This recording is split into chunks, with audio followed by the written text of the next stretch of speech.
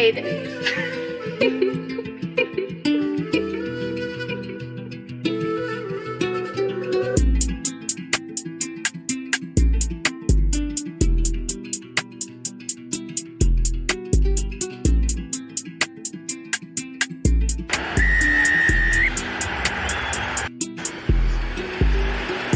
It's drifting away. At the distance, all right. James Lowe taking plenty of time. It's a flash penalty, it's a new penalty.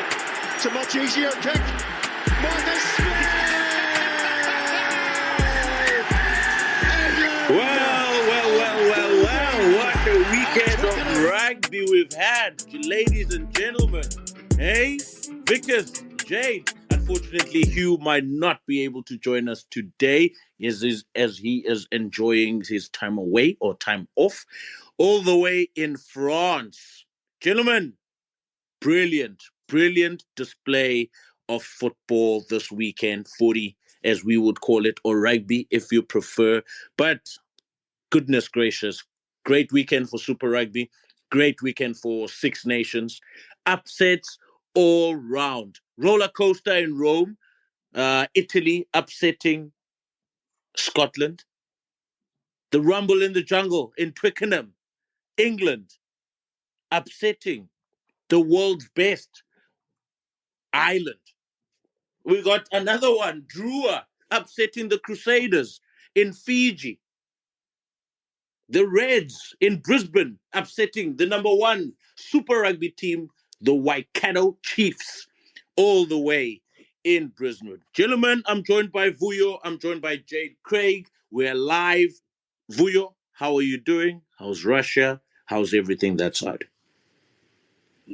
Oh, mate, as you've said it, it's been a spectacle of rugby this past weekend. I've enjoyed it, having my down week this weekend, so I've enjoyed every minute of it. Otherwise, Russia's just normal, man. Everything is going on. It's not cold anymore, which is good, but looking forward to the chat, guys. Yeah. We are heading into, spring season over here in the north. So hopefully the weather, we get some blue skies and some double digits when it comes to the degrees.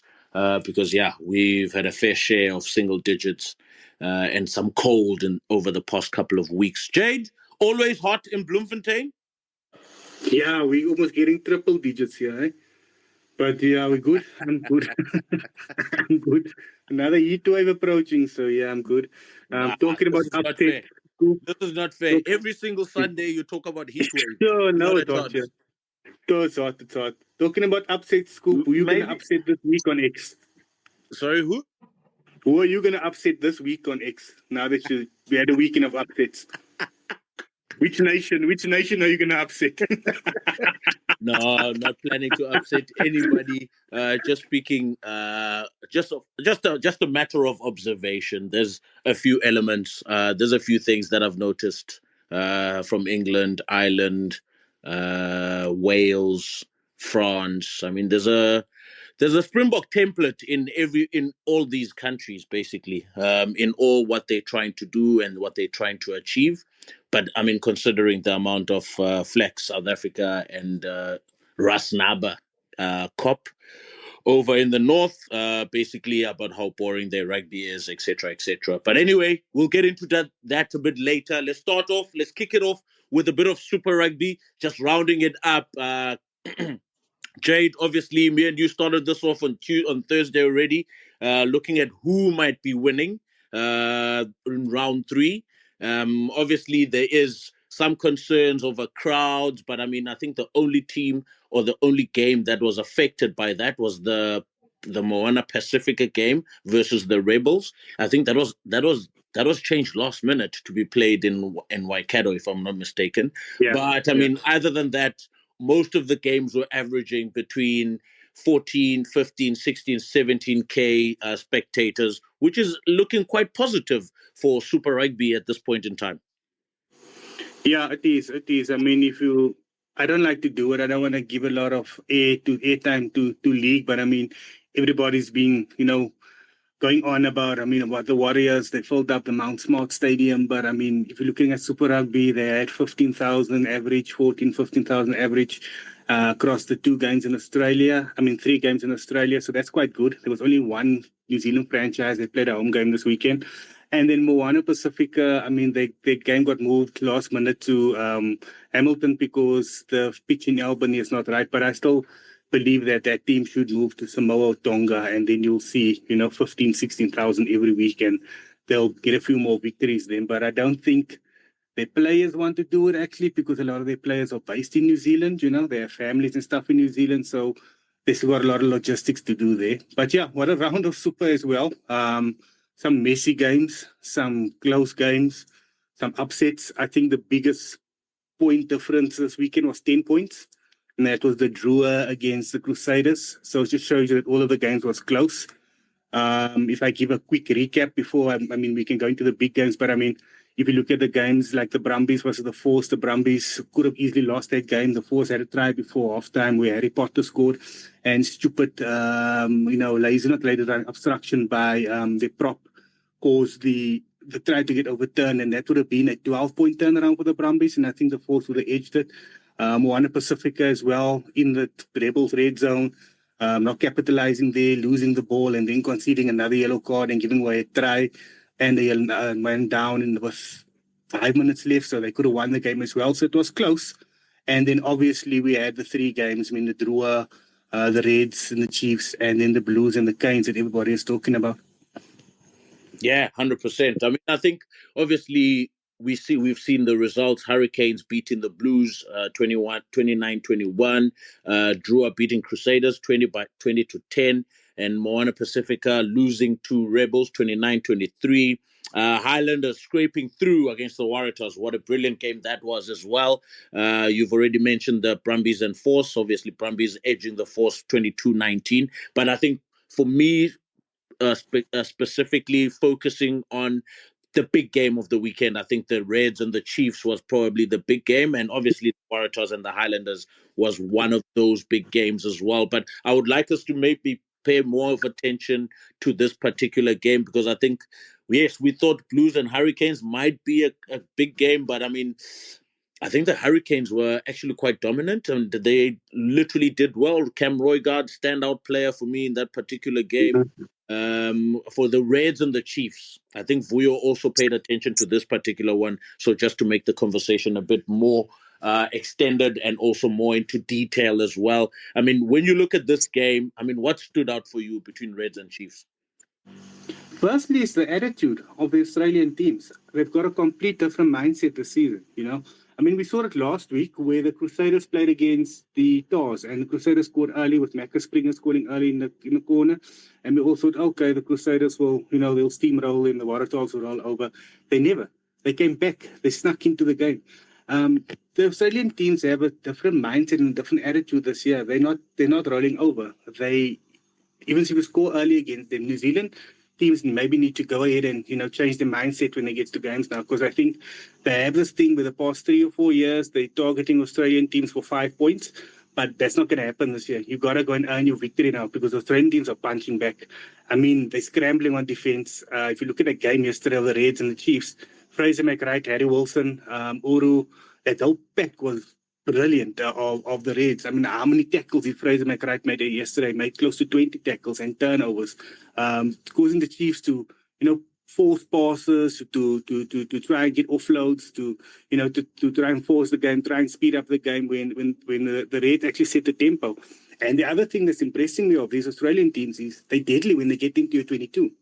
So when they get into a 22, they strike. And they put points on the board, either 3 points or they score. And, they stay in the game. So you actually have to come back, and you can't put these teams to bed. So that's the difference between Australian teams this year that I picked up, especially with the Tars and the Reds. Because let's be honest, the Waratahs are unlucky to lose against the Highlanders on Friday as well. Edmund had to slot that penalty. It was actually close to a gimme for him, actually. But going close to the Reds and what Leskis has done there, Brad Thorne's done a big and a good job at the Reds. He's won the Super Rugby Australia a few years ago, but I think he reached his ceiling as a coach. And also, I think Vuyo also might be able to add to this as a coach. I think he could add too many bad apples in that cart. I mean, if I'm not saying it but I mean, if you look at James O'Connor, Tonelala Tupou, all of those guys, I mean, Karevi was also there for a stint. But he got rid of all of those guys there. He's got the younger guys in the team. If you look at the winger, Vunivalu, Luca, he's playing rugby this season. He's a complete different player to the guy that we saw at Loftus looking clueless against Gertley Arendse and against, the Boks on that day. So I think Les Kisses came in. He's changed the mindset. He's got a good feel in that camp. We're seeing Scunthorpe getting filled up again. I mean, we're getting used to that. The Reds has always been phenomenally strong.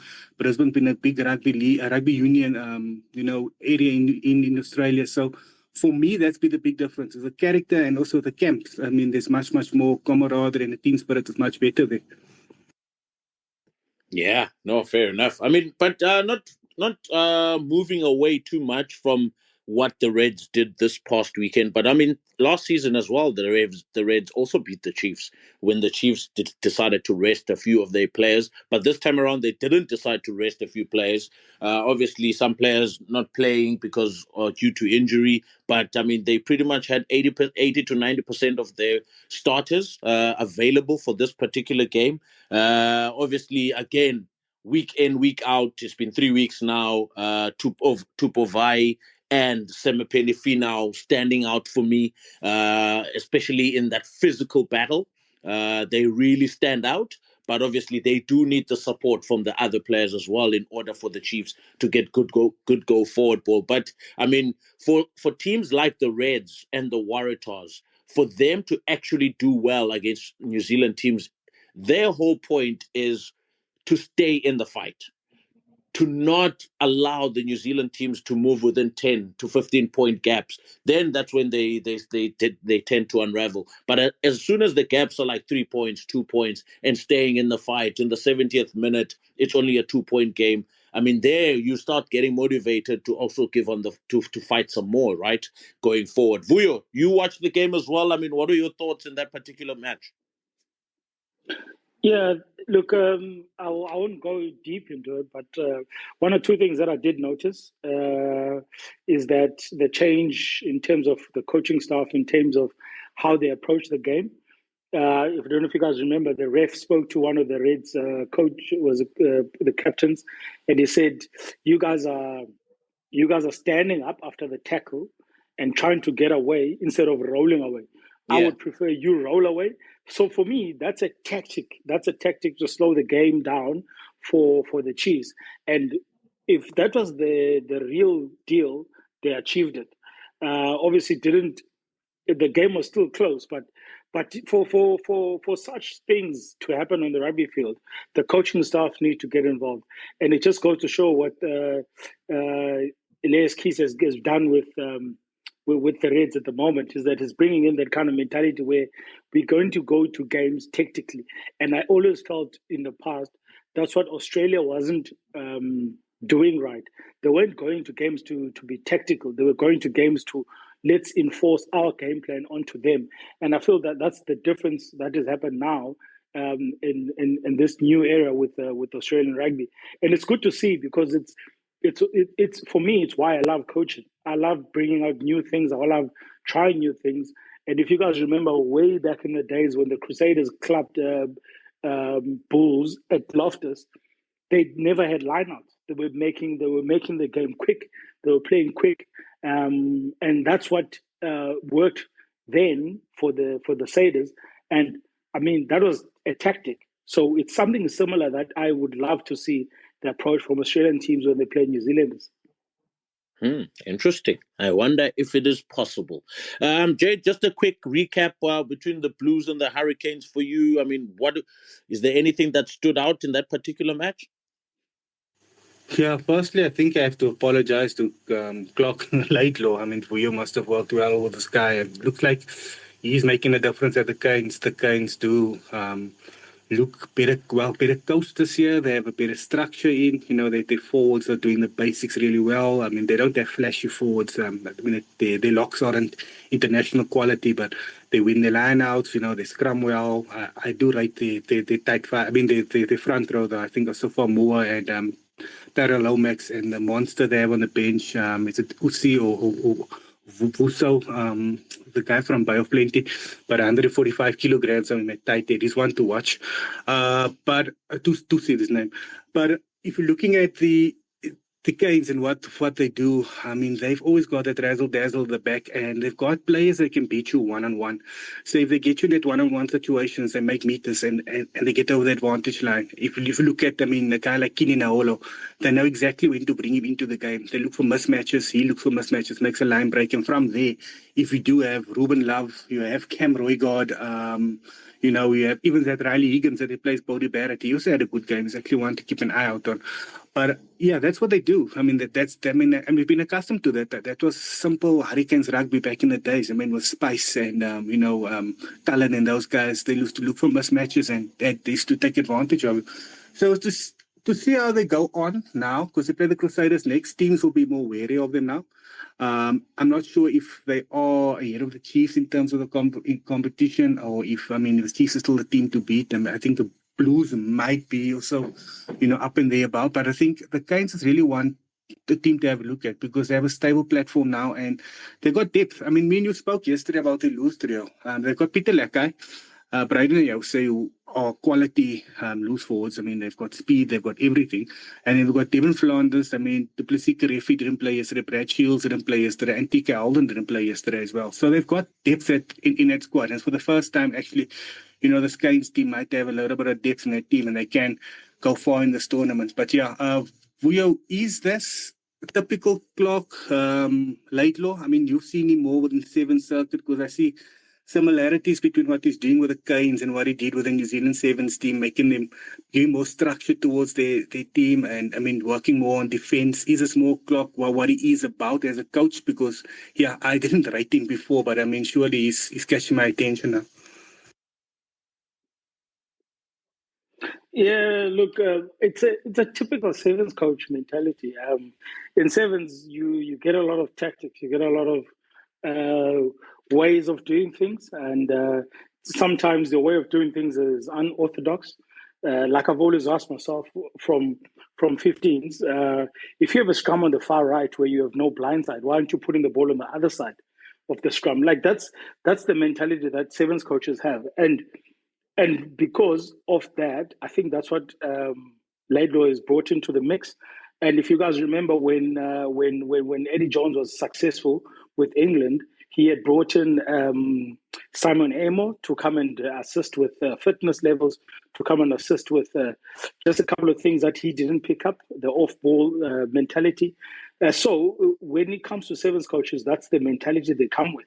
And unfortunately, they don't get a lot of credit until they get to a team like the 15s, and then everyone starts asking questions: where this guy from, and what do they do, and all of that. So for me, I've always admired Sevens coaches based on the fact that they think out of the box.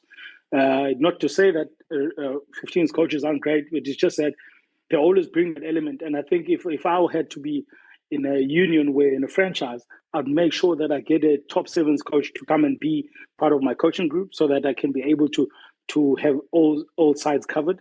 What I wanted to ask Jade, actually, I'm a Blue supporter. I've been a Blue supporter. I'm not loud. Yes, I'm not loud on social media, but I've always been a Blue supporter. But what I've noticed, the game they played against the Canes, we never got into shape. There was never a shape in that team. And that's my problem, is that I'm worried that they didn't get into shape once, attack shape that I mean. And that's why they were found in a position where they were actually not moving. They were just moving sideways, and they ended up obviously making the mistakes. Did you pick the same thing up, or was it just maybe one of those games? Yeah, I picked it up and I gave the benefit of the doubt towards the fact that they lost AJ Lamb and Zahn Sullivan, early on in the game, and it disrupted the backline because they went with a 6-2 split.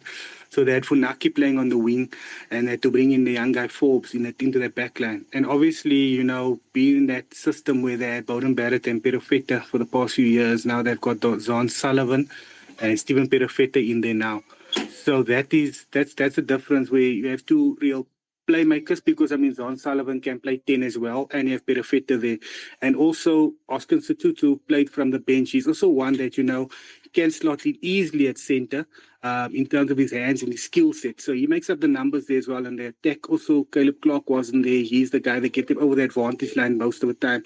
So I gave it, I had a look at it in that aspect. But the Blues, what they like to do is, and especially what I've seen in the first quarter of the season, they like to rumble up front. So they like to pick up and go, like to get, play short balls onto your props. They have good runners, in a tight five. So that's what they do. They've been doing that for a few years. That's been their strength. But I mean, as soon as you front up to them up front, they tend to struggle and they lose their shape. So yeah, we also picked it up. Yeah, that is typical Vern Cotter style. To keep it in the forwards, keep those forwards rumbling on, obviously trying to dominate up front first before you can spread the ball out to your wingers. We've got Dylan all the way from Cape Town who wants to chime in and ask a question or share some of his views over the weekend before we jump into the Six Nations roller coaster. Go ahead, Dylan.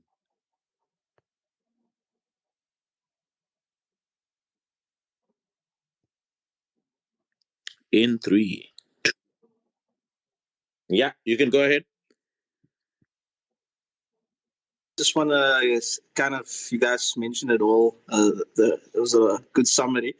But I mean, I think I posed this question to Jade also on the weekend, and I think most people underestimated Laidlaw's influence over the Hurricanes team, because I, for one, didn't peg them to even beat the depleted Blues team. I just didn't see it happening, especially without Jody Barrett there. But he's playing a good structured system, and just the point on the Blues losing their attacking shape. So that was one of McDonald's strengths when he came to the Blues, is that the attack instruction framework he created, both with the interplay of the forwards and the backs. So even like if you look at the distance, the forwards would stand from a ruck and all of that. So I think that could be a key factor what they maybe also missing. Or it's not being focused on during trainings anymore as detailed. But yeah, it's going to be interesting to see what kind of influence Cotter brings, but also the fact that their attacking coach is currently in hospital, I believe, and Tony Brown was this week in South Africa, which I know has been like a replacement for Jason O'Halloran in the meantime. So I'm sure that attributes to why the attacking shape didn't look so good, even post the injuries. But I just want to broadly speak, because I won't mention any names here, but there's always a lot of negative comments about Super Rugby. But I got to be honest, like it's that the Australian teams are competitive is great again. Because I had a friend said, "Are the Australian teams really great, or are the New Zealand teams shit?" And I just brushed it off because I'm like, okay, this guy's not watching Super Rugby, so he's just wanting to make a comment. But as a commercial product, it is in trouble from a broadcasting and fan engagement. But I think it will get better year on year. For me, the exciting thing is that I don't know when last Super Rugby was this competitive 3 rounds in. You look at the closeness of all the games. I mean, it's difficult. I tried to look all the years back. I struggled to remember, because you always knew every year, okay, the Crusaders are going to be up there, Bulls from South Africa, But I mean, like, you really don't know. Like it's really now 3 rounds in, it's a bit very open-ended. It's so and because the games were so tight, I just think it's an exciting time. And I think the Australian and New Zealand nations, Pacific nations, are going to benefit greatly in this cycle because of the product they're delivering. And when the Jaguars potentially come back in, it's going to be an exciting competition, definitely all around. Yeah, fantastic. Great stuff. I think the last time Crusaders actually lost the first 3 games was in 2013, if I'm not mistaken. And I think the Chiefs ended up winning that competition when they beat, I think, the Sharks. 2012, they played Brumbies. 2013, they played the Sharks in the final in Hamilton, if I'm not mistaken. Gentlemen, Vuyo has been touching on the coaching element. Now I want us to focus on to the Six Nations. We've been talking about England over the past 3 or 4 weeks. We touched on Scotland here and there, and obviously there was the Duhan van der Merwe debate that was going on in social media. And today, obviously, France playing Wales, and the French actually really looking good in the last 20 to 15 minutes of this particular game. But we're going to start off with Scotland. Vickers, you've been watching Scotland over the past couple of weeks. You've been watching Finn Russell over the past couple of weeks. I mean, he's been the main guy. He's been the quarterback of this particular Scottish team. But yesterday, he seemed to have, come unstuck, or basically becoming quite... he carried quite a lot, as you've mentioned as well previously in one of our conversations. But if you look at Finn Russell versus England, versus France, and then versus Italy, there's definitely a different game plan with the other two, France and England, that is. And then there's a different game plan being applied against Italy by the same Vlahoff. What did you think of this particular game? Obviously, Italy beating Scotland in Rome last night. Massive victory for Italy. I mean, we've seen that Italy is really doing well. I mean, they only lost by a point or 3 points against England. They drew with France, and now beating Scotland yesterday. Vickers, take us through this game. Yeah, so talking about the game itself, I must commend Scotland, the way they approached the game. Look, Scotland the first 20 minutes, they were looking to throw the ball around. So when I started asking myself the question, why? Because they went out of the way of creating more breakdowns and everything. They started throwing the ball around, offloads, and they were playing the Stormers kind of rugby. And then I asked myself, okay, why are they doing this? So then I started focusing on how Italy was defending. What I noticed about Italy, they get the full width of the field, and literally they hardly compete at breakdowns, because I don't know if it's the fact that they don't have an out-and-out right feature. So they literally spread out, they tackle and get into a defense line and bounce. So I actually commend Scotland for going at it, for trying to break them down by getting the ball, what we call continuity rugby. But what then happened is that they started going back to their DNA, playing the rucks, making sure that they're trying to set it up. And that's when Finn Russell started being not in the game, because in certain positions he was just not there. And I don't know if it's because of the fact that they'd already told themselves they're going to play an offload game. But for me, the fact that Italy won the game is not because they played very well. They did defend well, though, I'll admit. But for me, they literally put Scotland under pressure, and Scotland fumbled under the ball. And if you notice, where the tries that Italy scored were both from kicks. So it's not a matter of was the Scottish game plan not right? It was a matter of the Italians defended well, and they used their opportunities quite well. And one day I'm gonna ask this question on the space or wherever on social media, is that why aren't the 15 teams using the sweeper role, especially if you're doing the blitz defense? And I still don't understand how they're not doing that. Interesting. Because wouldn't it be because now with this blitz defense, you always need someone to be outside to basically be covering the overlaps? Let's say, for example, Jesse Creel rushes up, but then there's a gap now outside on the trenches where the winger is isolated and is probably facing 2 or 3 people by himself. And then that sweeper role, inverted commas, is probably rushing to cover that area. I mean, for example, if you look at how Faf de Klerk got injured against New Zealand, I think it was at Ellis Park, if I'm not mistaken, where he was literally blitzing across the field to try and get to Caleb Clark, and I think he might have knocked his knee. He might have knocked his head against Caleb Clark's knee, because he was really running like a headless chicken, cross covering the whole field. But I'm just assuming maybe that is one of the reasons. But obviously, I think I need to have a look at the detail of this particular aspect, which is a very good point, because back in the day, you always had a sweeper.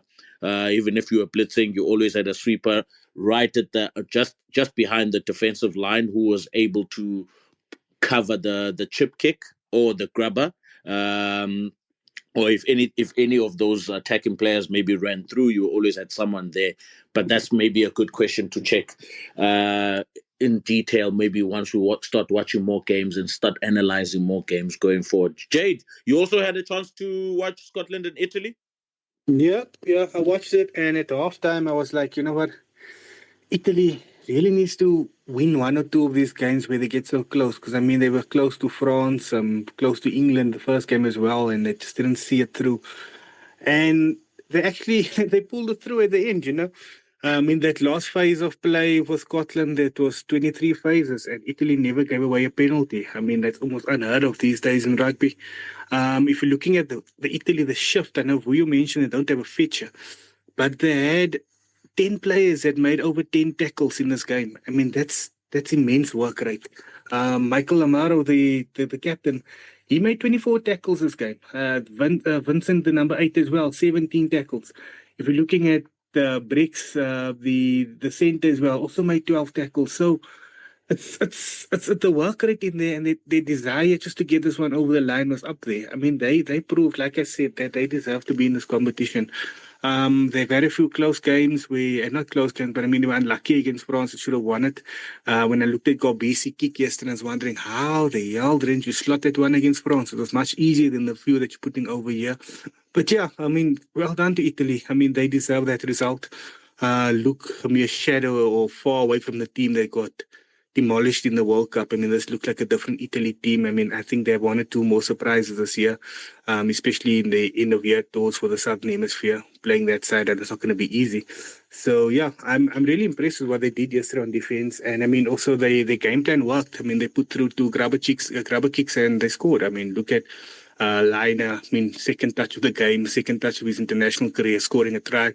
You look at, the try that Breck scored as well. So they actually did their homework on Scotland.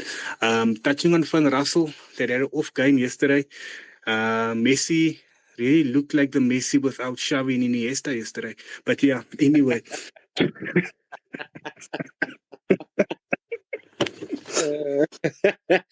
Yeah, because before you jump in there, I mean, there's also one aspect for me that stood out because I keep watching games, right? And I keep seeing, I mean, for example, the Lions against the Sharks.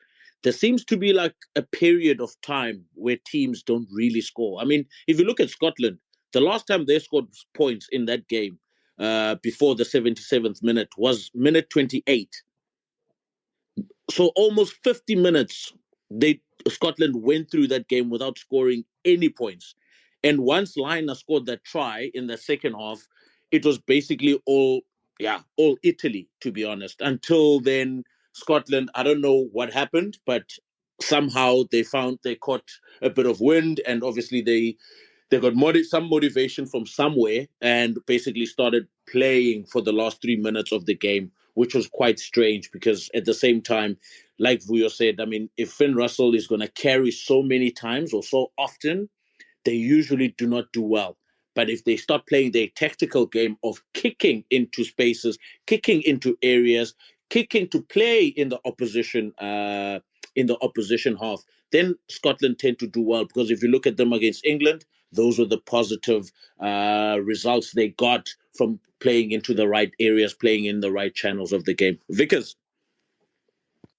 Yeah, 100%, Scoop.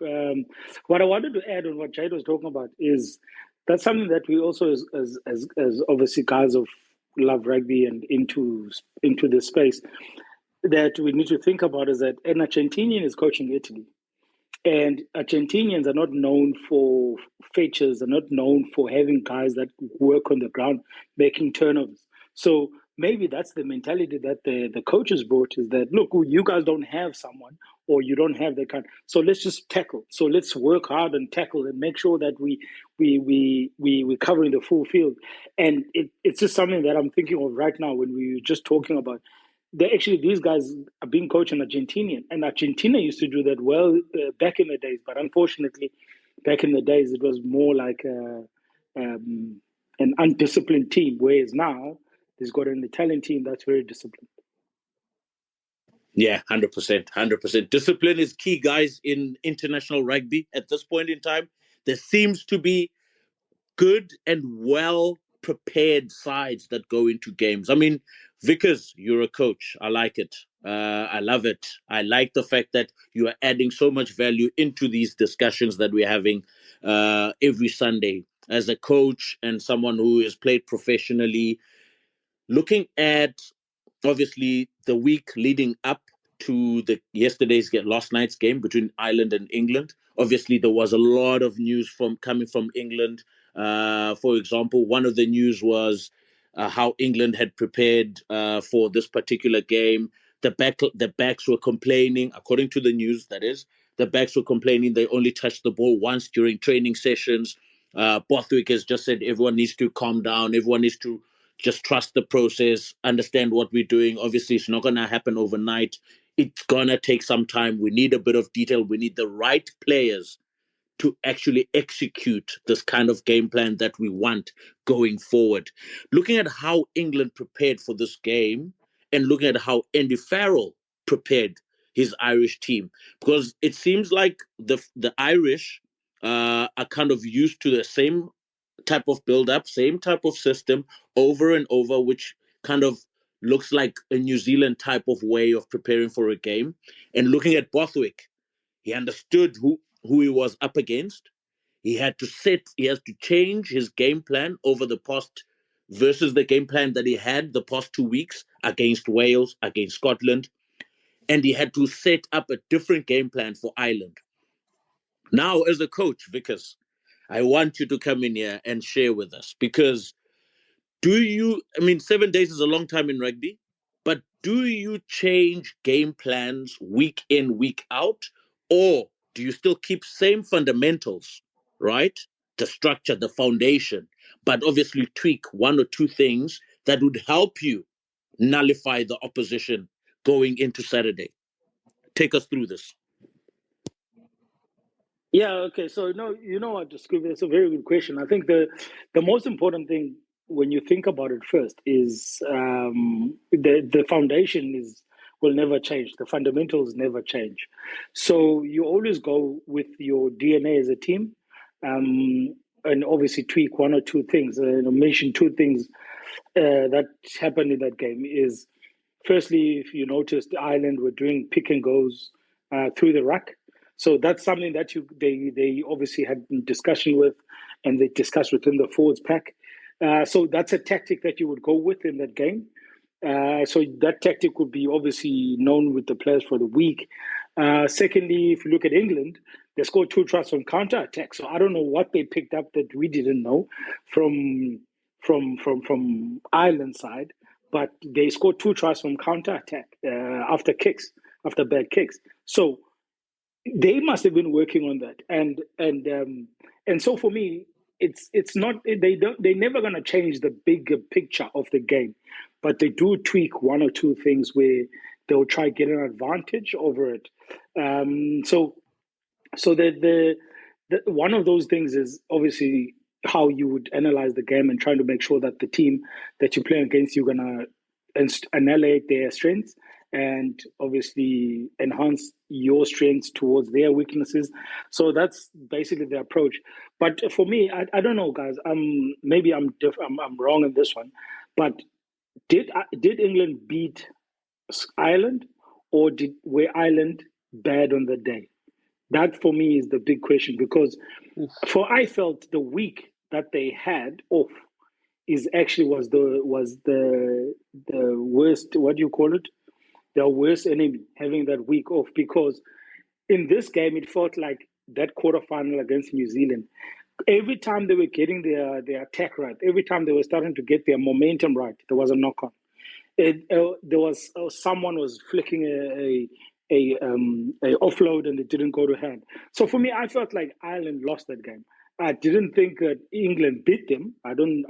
Yes, the scoreboard says something different, but in terms of, you look at the nitty-gritties of the game, I think Ireland were a good team on the day, and England used their chances very well. And obviously that tactic of the counter-attack was brilliant. Yeah, no, fair. I think England started off well. and then Ireland slowly started creeping in and also getting comfortable with their processes, with their structures. As you've seen, they weren't trying to play risky rugby. As soon as they got a penalty, 3 points, go back, start again, 3 points, 6, 9, and obviously scored a try after that as well. I mean, they had a nice little build-up, which showed a bit of maturity as well from their part, because I think they had pretty much control over certain aspects within that game. But England, obviously, having the crowd behind them, playing at home, was probably that X factor that was required for England to actually pull it off in the last minutes. Jade. Yeah, no, look, to add on your question, Scoop, that you mentioned to Vuyo, I just spoke to Vuyo about it, and just mentioned that you're now changing your tactics coming the week of the game. Obviously, you do, as a coach, you do approach and is certain tactics and the game plan that you do follow. But I mean, once you world number one, once you are the best in the world, and you've comfortably won the last 33 out of 36 games as a coach, surely you believe that what you're doing every week is working, and you're world number one, and they can work against anybody. I mean, the Boks didn't change their tactics when they played in the quarterfinals, semi-finals, and final. They stuck to their guns basically, and they did alter a few things, but I mean they stuck to what they're good at. So surely that's what Farrell must have thought. Okay, if I stick to what I'm good at, I'll win England. I mean, we should have enough to beat England. Unfortunately, like Vuyo said, they were bad on the day. If you're looking at the stats from this game, I mean, England made over 500 meters compared to Ireland has made close to 300. I mean, that's unheard of, carrying meters. Defenders beaten, territory. England were ahead of stats in all departments. And that's unheard of Ireland. I mean, Ireland struggled at scrum time as well. Their lineouts, I mean, it looks messy at times. I mean, they lost a few lineouts. This is not the Ireland team that we've become accustomed to. So for Ireland, do you look at it and say, okay, do I need to go back to the drawing board? Remember, if you're going to be a good team, and if you're going to be targeting winning a World Cup or, being a dominant team, you need to also lose a few games on the road. Or you need to also lose, because from there you get the learning. So every team has to lose. I mean, even the Chicago Bulls with Jordan and Pip in those years, they also lost a few games. So Ireland needs to look at it like that and say, okay, we were bad on the day, we were poor, it's not the end of the world. We can still carry on from here, because for Ireland, their main target this year, surely be after wrapping up the Six Nations, is the Test series in South Africa. That's the one that they should target to win next, because, I mean, that's where the talk is at the moment. So moving forward to that, that's where Ireland should focus on. But as for England, I mean, they've been under pressure. Every pundit around the world has been criticizing them. We've given them negative, feedback on the game plan. We've really been negative towards them. But I mean, look how they played yesterday. They got a win. And Scoop and Vuyo, that's not the first time that England at Twickenham does something against a team that's on top. I mean, look at the Boks in 99 or 98 when they went on that run at Nick Mallet had stopped at Twickenham. New Zealand a few times as well, where they won 17, 18 games, they lose at Twickenham. So looks like it really seems to be, the graveyard when it comes to streaks and, teams doing well. The graveyard, not the one at Dale College, obviously, guys. Anyway, Dylan wants to chime in. Dylan, you have a question? No, it's just the answer video about did Ireland lose the game or did England win it? I think there's look at like I think Scoob, you said it perfectly when you said there's a lot of stuff coming out because people need to sell newspapers. So the rugby writers are having a field day with the yesterday's result. But in context, that was a 1 point loss, and I mean if Conor Murray doesn't kick that ball away that last 90 seconds and they just keep their heads, then Ireland probably walk it. But I mean, pressure does funny things to you. Just that if you just look like Jade had mentioned, look, the England controlled the territory, played the most rugby, had the most possession. Most of the play, if you look at the stats, most of the play was most of the rugby was played in Ireland's half. 42% was between their 22 and the halfway line on Ireland's side. So that's kind of where England bossed the game, and they thoroughly deserved to win. And I think they just surprised. I think they just caught Ireland off guard with the attacking game. I mean, I enjoyed the tries that England scored. It was beautiful to watch. I mean, that backdoor pass of Jamie George and George Martin's run through Sam Underhill's offload to Itoje, like it was great. It was a great match as a spectacle, and I still think Ireland are still a great team. But what it does show is that Ireland has weaknesses that opposition teams, if they're good enough and have belief in their tactics, can exploit. You slow down their phase play, and that ruck speed, then they seem to struggle to adapt. But I thought they had adapted quite well, and by just being clinical, taking their points. But even their line out faltered a little bit, so that was also an area that England targeted. And then what the other thing the results showed is that Borthwick is busy with a plan there. People are writing him off all the time, even last year in the World Cup, not rating him. But this guy has a plan in place, and I just think this England team is going to get better. I just hope to make the July series exciting is that there's not going to be any big injuries to both England and Ireland, because I'm looking forward to that Ireland versus South Africa and England versus New Zealand. I hope they get their full strength teams and none of the big guys are injured. So that's what I'm excited to see. That match made me excited for that July series. I don't know about you guys. Yeah, 100%. I think this makes it more interesting when England travel all the way to New Zealand and Ireland travel all the way to South Africa. Speaking of the Springboks, I've got a question. Something that's been lingering in my head right now is the fact that, okay, we've seen Ireland tend to falter under pressure, but looking at the international landscape, looking at how open it is within the Six Nation sides now, we haven't seen much, obviously, from the South African perspective, from an Australian perspective, and obviously from a New Zealand perspective at the moment. But from what I can gather, it seems like there's no clear dominance from one nation. But when things tend to be like this, a country that has just won a World Cup tends to do quite well. Looking at the All Blacks of 2011, 2015, going on streaks, 18-0, 20 plus games unbeaten. I think there's an opportunity for the Springboks because they haven't lost any key players besides Dwayne Vermeulen, to be honest. They still have a core group of that majority squad that won 2019 and 2023. Vuyo, is there a possibility for the Springboks to literally stamp their foot down in this cycle and really dominate world rugby on all fronts, on all levels, and literally go for 8? There's an opportunity to go 18-0 in this cycle. Is there a possibility of that happening? Yeah, look, Scoop. For me, I actually don't even I don't even think about 18-0. I don't even think about 10-0. I don't.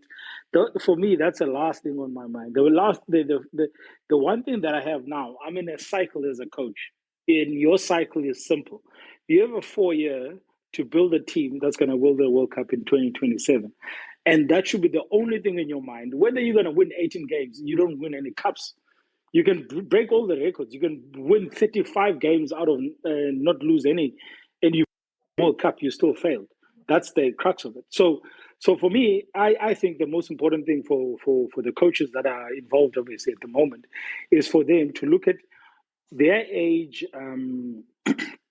average age for their team, key positions, very important key positions, and see what will they need for 2027 so that they can build and give those guys 4 years of experience instead of playing those guys in 2026, for example, with a year to go, or 2025 with a year to go, 2 or 3 years to go to World Cup. So for me, the most simplest thing is how can these guys get a team that will be competitive in 2027 World Cup? And how you do that is by building experience. And how do you build experience? You have to play test matches, play the hardest games. We are fortunate that we have young nines. Very fortunate we have young nines. We have a youngish 10 in Mani, but I think Pollard will be, I think 34, if I'm not mistaken, 33 or 34. So we do have guys in the key position that will be in the 2027 World Cup, but it's a matter of what the players around them, who will be in that World Cup and how much experience will they have by the time they get to that World Cup. Interesting. Jade, what are your thoughts? No. You as a coach and with rugby the way it's set up today, we have to take it game for game. I don't think you can look as far as 18-0. Once you start to get to 10 and 11, then you can maybe start to look at that record. I think England did that a few years ago as well when Eddie Jones just came on the scene. I think they also went 17 or 18-0. But I mean, you can't look so far ahead of it. And I don't think that, the Boks or Rassie's plan would be... He would focus, he would want to win the three-peat as a coach, basically. So that would be his plan. And like Vuyo said, you have to look at the squad and who's going to be there and what's he going to do. How many of those 33, 34, 35-year-olds is he going to take to the next World Cup? He needs to discover also who is the 33, 34-year-olds it's going to take up. Because, you get a few guys that's maybe 29 years old, but they're playing rugby, professional rugby since the age of 19, 20. What can their body still produce? I mean, what do they still have to give in terms how much kilos they still have on the clock? There's certain things. I mean, we've seen it with New Zealand a few years ago with Owen Franks. I mean, we always thought that he would be still going on for another 2 World Cups, and then he just set off to the Lions tour. I mean, he wasn't the same player he was, before that. So you get those certain players. But for Rassie and his team, I think it's to take it game for game. I mean, he would want to win a championship, a rugby championship, because, I mean, he's only won one as a coach. That should be his plan. Looking at the first 2 games against Ireland and then targeting the 2 games against New Zealand, that's where you should look at. I mean, you're not going to look at 18-0. It's too far to even think about it at the moment. I think there's a few games away from home on the end of your tour that, it's going to be really difficult for the Boks to win. Yeah, that is fair. That is fair. Looking at the current situation with Siya Kolisi, obviously also having some injury. It looks like he might not be available for Ireland, but I think he probably will because he's got a nice sangoma there in Fiji, because we saw that happening in 2023 and he came back after having... Mrs. Naolo. It's Mrs. Naolo. Mrs. Naholo was out there fixing him, getting him ready. But looking at the captain element, obviously Dwayne is out of the way now. He's in the coaching staff. Who do you guys see? Jade, let me start with you. Who do you see now basically taking over that captaincy role? Etzebeth, Peter Steph Dutoy, Lucanio Bongi Mbonambi are the names that probably are getting thrown around. I mean, who do you see as taking over from Siya when he is injured at the moment? It's difficult because obviously automatically you think Bongi, and I mean, it's now... I just slashed Bongi last week for his leadership, and I mean, I think he would be the one because he basically led the Boks in the, the knockout rounds in the World Cup. Bongi was the one, that was on there against France and against England as well. So I think he would be the one that you would look at. Obviously, Eben as well. But then again, you also have to look at, like I said, what Rassie's long-term plan is. Who is there, younger coming through, putting the hand up as a captain, besides the guys that we mentioned, Eben and Bongi, Pollard, those guys. So who is there? Maybe Lucanio Amos one as well, because he has led the team before against the Lions, albeit the A team.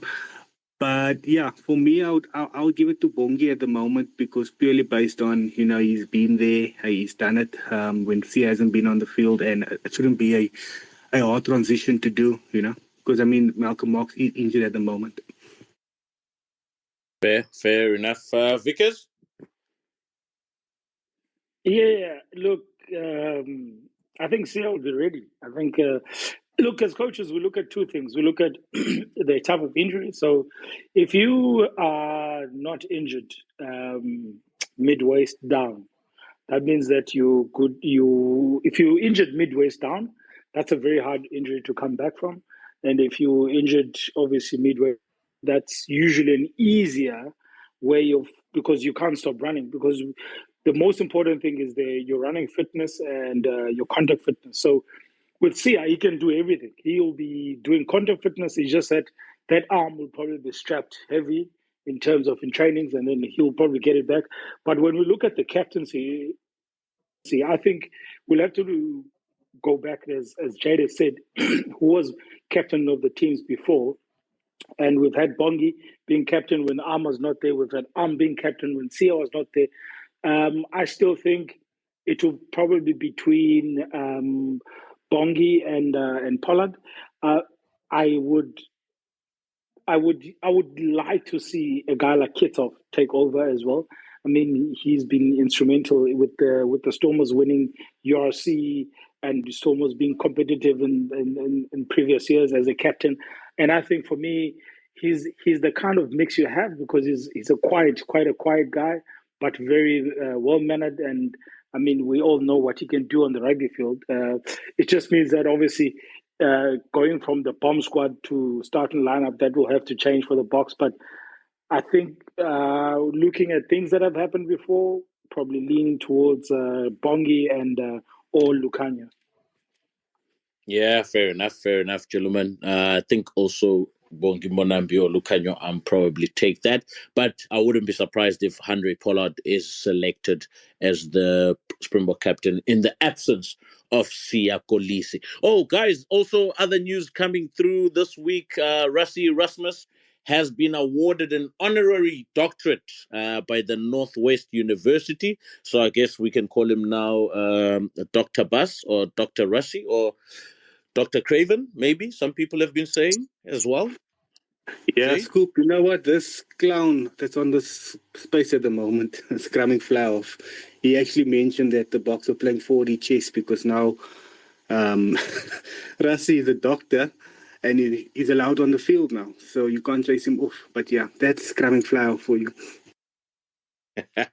Maybe it should be one of those shithousery moments of the week for us. Maybe he doesn't know what's the difference between an academic doctor and a medical doctor. That could be true. Look, as a person who got a key of the city from Northwest University, Northwest, the city. I got the key of the city at some point. I'm also looking at the doctor. Look, I'm gonna work my ass to get there. Actually, Vickers, I agree. Because I mean, they gave you the key once upon a time when you were razzle dazzling up in Leopard's country. We should actually revisit that. Maybe I should give Rasta a phone call and check how he's doing, and also let's ask him if he can also put your name down there as someone who can also be awarded an honorary doctorate as well. I mean, here we are. Gentlemen, looking forward to next week. Obviously, there's last round of Six Nations. Wales are playing Italy. France are playing England. I think that's going to be a beautiful game. And then the last one will be Ireland and Scotland. And all these games are played on Saturday from 3 o'clock. And I don't know what your predictions are, Vickers. Wales, Italy? Wales. I think Wales were brilliant for 60 minutes, and until they just stopped attacking and all of that, and they just let France come through.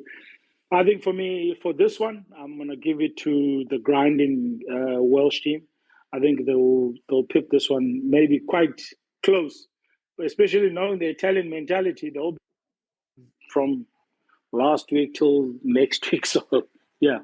Yeah, 7 days. As they say in rugby, 7 days is a very long time. And obviously things change very quickly in footy. Jade, Wales, Italy? Yeah, no, it's the same reasons. I think the Italians will be a little bit hungover. And I think the Welsh, they deserve a win, man. They haven't been this bad in the Six Nations. They deserve a win. Okay, and then sticking with you, Jade, Ireland, Scotland. Oh, Ireland at home. I think they'll beat Scotland. They'll have too much for Scotland. But it should be a good game. It should be a real good game. So no hangover for either side because they lost this past weekend. Yeah, wait. When St. Paddy's? I have no idea. It was yesterday, I think. Oh, It was yesterday, I think. Okay. No, then Ireland will Isn't St. Paddy's once a year? How about St. Paddy's in a year? No, it's once a year. It's in March. It's coming up soon. And I think we just need to keep an eye on that. Yeah, we just need to keep an eye on that. St. Paris is the 17th, so next week and Saturday will be St. Paris. So yeah. Okay. So it's a big occasion in Ireland, definitely. But yeah, don't write off what Scotland can do. They love to upset, so we don't know what might happen there. But obviously, Ireland at home, 60% says Ireland wins, 40% chance for Scotland. Yeah, it's still a reasonable chance there, or reasonable odds for them. France, England, Vuyo. Yeah, so for me, Ireland, easy win against Scotland. That's not a big problem. The France, England, mate, I can't wait for France. I just wish France can put some points in that board, but we'll see. I think France should, after this weekend, I think France should be in a better position. Yeah, they actually bullied the young Welsh side in the last 20 minutes there. Once they had their reserves come on, I think the game changed completely. Obviously, some element of immaturity from the Welsh side. I mean, you look at the sequence of play that took place before France started scoring tries. Just the decision making at the end, they kind of let them down in that game, I guess. Jade, France, England, the last game of Saturday of the Six Nations. Yeah, I think France has found a 9-10 combo now. I think they look more settled. I think with Flament and they have a good set of locks back now. I think they'll top England next week. Okay, fair enough, gentlemen. Yeah, no Rugby Europe games this past weekend, but the Ereklasse, the national division of the Netherlands Rugby, took place, and obviously the results weren't so friendly for my club. So Rotterdam Rugby Club losing to Hoek van Holland 27-19. We've got Castricum losing to Hoy by 14 points to 63. And Aimland, which is a club that is what's his name? There's a former Lions hooker, Kutsia, who used to play for the Lions during the era of Ackerman as a coach. So he was the guy who was benching for who's the Springbok hooker now? Why is this name gone in my head? Marx. Malcolm Marx, yes, he used to bench for Malcolm Marx, yes. He's currently playing for England, and he's also playing for the national team this side, which is very good. So, yeah, the Ereklasse is doing quite well in terms of development and growth. Guys, watch out for Netherlands rugby in the next 2 to 3 years in the future. And then, moving on to our most important part of the week, which is called Shithousery Moment of the Week. So, at number 1, we don't have you scrumming Flower off, don't worry. At number 1, we've got Ellis Gange. So he was asked which alternative position he would play in rugby if he wasn't a prop. So his answer was wing, because his reasons behind that was because you catch the ball and only beat one person. I don't think it sounds that hard. That's what he said to the report. So that's number 1. And in number 2, I think this one was quite funny. One of the pubs I think it's in England or in Ireland, they put out a board outside saying Six Nations Rugby quarterfinals weekend, and we know what happens during quarterfinals for Ireland, and obviously the results proved it this past weekend. So that was our shithousery number 2. And at number 3, we've got the Stormer, Hashiva Daimani, after scoring a blitz try for the Stormers against Northampton Saints on Saturday. It was a friendly game, by the way. In his celebration, he took off his Stormers jersey, but underneath the Stormers jersey, he was wearing a Northampton Saints rugby jersey. I thought that moment was quite funny. But guys, Vuyo, out of those 3, which one is yours? I'd go for number 2. I'll definitely go for number 2 because that poster of the quarterfinal was just a little bit like it was out of the way, because it's like 6 teams and then you're putting out quarterfinals outside your pub. So for me, that was actually good advertising. And on the Hajiva one, is he asking for a contract from the Saints or what? No, I think that is literally Hashiva Daimani shithousery. I mean, remember last year He kept his storm. The year before, after winning the URC championship, wearing his jersey for almost a month, I think, without washing or something like that. Yeah, but anyway, Jade, which one is yours? Number two. Number two has to be number two because it worked as well. And it didn't nerve with so many Irish on X. That was hilarious. Going to Gench, number one, we stated that it's easy to play wing, you just need to catch and score. Yeah, I think he's onto something there. Guys, that brings us to an end of our beautiful, wonderful show. Thank you to Vuyo for being available this week, I guess, and obviously recovering quite well. Hopefully next week we will have our full squad. Thank you, Jade. Always hot in Bloemfontein. And thank you to our guest today, Dylan. Thank you for joining us as well. And the listeners, guys, Tulani, Dabizinto, and Scrumming Flower. Thank you guys for listening in. Yes, the pod will be out on Spotify tonight and will be out on Apple Podcast as well. It's been great, guys. It's been a great weekend of rugby. Looking forward to the upcoming weeks, and I can't wait. For me, international rugby makes rugby that much more pleasant. It's been a great Sunday. Everybody enjoy the rest of your Sunday and have a wonderful week ahead. See you guys next week. Cheers. Bye. Cheers, guys. Cheers. Thanks. Cheers, fellas. Thanks for joining. Cheers. Ciao.